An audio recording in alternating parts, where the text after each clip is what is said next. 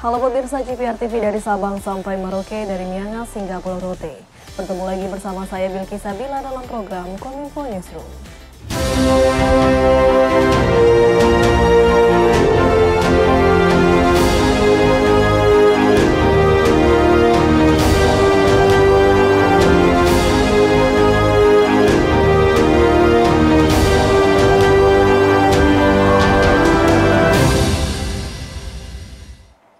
Pemirsa, inilah Kominfo Newsroom selengkapnya.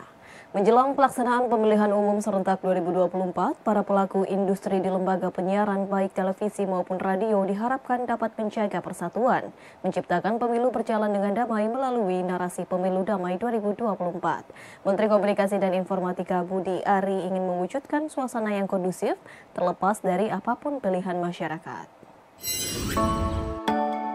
Menteri Komunikasi dan Informatika Budi Ari Setiadi mengajak para pelaku industri di lembaga penyiaran televisi dan radio untuk bisa menyukseskan narasi pemilihan umum damai serentak 2024. Menurutnya, dengan andil ekosistem lembaga penyiaran menggaungkan pemilu damai 2024, maka nantinya situasi masyarakat bisa tetap damai. Menteri Budi menilai Kementerian Komunikasi dan Informatika memiliki tanggung jawab yang besar dalam menyukseskan pemilu damai 2024. Beberapa program yang telah dilakukan Kemenkominfo diantaranya memberikan edukasi kepada penyuluh informasi publik untuk mengenal dan memahami pemilu damai. Selanjutnya, memberikan literasi digital dan politik kepada para pemilih pemula agar bijak menanggapi konten bermuatan politik di ruang digital. Kemenkominfo juga telah berkoordinasi lintas kementerian dan lembaga menangani konten-konten bermuatan negatif terkait dengan pemilu di ruang digital sehingga tidak merusak situasi damai di kehidupan nyata. Agar seluruh program bisa berjalan dan tersampaikan dengan baik, maka Menkominfo Budi mengajak para lembaga penyiaran untuk bisa mendorong narasi pemilu damai sehingga lebih dikenal masyarakat. Karena kita ingin membantu mewujudkan suasana yang lebih baik, lebih kondusif dalam perhelatan pemilu 2024 mendatang, terlepas dari apapun pilihannya. Begitu. Semoga di 2024 kita sama-sama bisa mewarnai pemilu 2004 dan pemilu serentak 2024 menjadi pemilu yang damai, bermartabat, berkualitas, dan bisa menghasilkan pemimpin-pemimpin yang dikehendaki oleh rakyat untuk membawa Indonesia menjadi lebih maju lagi. Ketua Bawaslu Rahmat Bagja mengimbau sejumlah bakal calon peserta pemilu untuk menahan diri dalam menggunakan frekuensi publik dalam tahapan sosialisasi.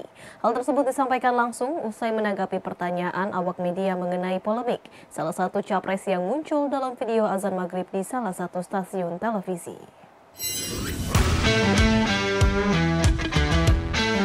Badan Pengawas Pemilihan Umum terus menggencarkan serangkaian sosialisasi sebagai persiapan menyambut pemilihan umum tahun 2024. Salah satu sosialisasinya adalah terkait kegiatan kampanye. Ketua Bawaslu Rahmat Bagja memerintahkan seluruh jajarannya di tingkat provinsi dan kabupaten kota untuk mencopot semua alat peraga sosialisasi kampanye yang memunculkan gambar coblos.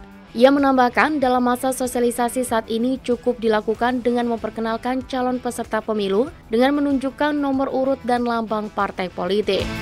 Bawaslu mengingatkan kepada peserta pemilu untuk tetap menaati aturan yang berlaku. Salah satunya Perbawaslu nomor 33 tahun 2018 tentang perubahan atas peraturan Badan Pengawas Pemilu nomor 28 tahun 2018 tentang pengawasan penyelenggaraan pemilu. Dan kami juga menghimbau dan meminta kepada teman-teman yang memasang alat peraga peserta pemilu, baik peserta pemilu maupun calon peserta pemilu yang teman-teman daftar calon sementara ini, untuk tidak kemudian mengajak. Mengajak itu salah satu yang eksplisit adalah ada tanda coblos. Itu kami minta untuk diturunkan. Sekarang hanya memperkenalkan diri saja bahwa dia peserta pemilu, calon itu sudah cukup sebenarnya. Untuk alat peraga itu pun sudah ada yang kami sampaikan kepada Komisi 2 juga pada saat yang lalu.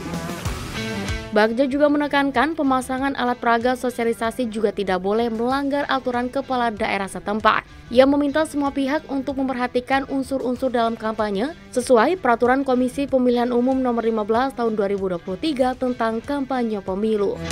Kampanye ada 3 unsur yang harus dipenuhi. Pertama, ada peserta pemilu atau pihak yang ditunjuk oleh peserta pemilu untuk meyakinkan atau mengajak memilih. Dengan kemudian kategori ketiga adalah dengan menawarkan visi misi program kerja dan citra diri. Citra diri menurut PKP 15 tahun 2023 adalah nomor urut dan lambang partai. Pemirsa, Menteri Koordinator Bidang Politik, Hukum, dan Keamanan Mahfud MD mengajak seluruh pihak, utamanya para elit politik, untuk turut dapat membantu menciptakan pemilu 2024 yang aman dan juga damai. Tak lupa ia juga mengingatkan masyarakat untuk tetap mewaspadai politik identitas yang akan mengakibatkan konflik saat pemilu berlangsung. Menteri Koordinator Bidang Politik, Hukum, dan Keamanan Mahfud MD kembali mengingatkan masyarakat untuk tetap mewaspadai politik identitas yang digunakan para elit politik agar mendapat kekuasaan. Karena menurutnya politik identitas akan menimbulkan polarisasi di masyarakat yang pada akhirnya akan menimbulkan perpecahan dan berpotensi mengakibatkan konflik saat pemilu berlangsung. Dalam forum diskusi pemilu, keberagaman menjadi kekuatan mewujudkan pemilu bermartabat. Menko Polhukam pun mengajak para pejabat di berbagai partai politik untuk turut membantu membuat suasana pemilu 2024 berlangsung dengan damai dan aman. Saya mengajak kita semua untuk membangun kesadaran bersama bahwa pemilu 2024 menjadi momentum untuk menumbuhkan kesadaran masyarakat dalam berpartisipasi, yaitu masyarakat yang sadar akan hak dan kewajibannya dalam demokrasi, karena hal itu adalah penting. Oleh karena itu, peran para elit politik, terutama dalam konteks hari ini, adalah partai politik yang pimpinan-pimpinannya hadir di sini, dibutuhkan peran tersebut, yaitu peran keteladanan untuk membangun pemilu yang damai. Informasi lainnya, pemirsa, Badan Pelindungan Pekerja Migran Indonesia turut meningkatkan pengamanan siber untuk melindungi data pekerja migran Indonesia. Selain menghadirkan aplikasi dan juga memaksimalkan keberadaan Command Center, PP2MI juga terus berkoordinasi dengan BSSN untuk meningkatkan pengelolaan cyber security awareness.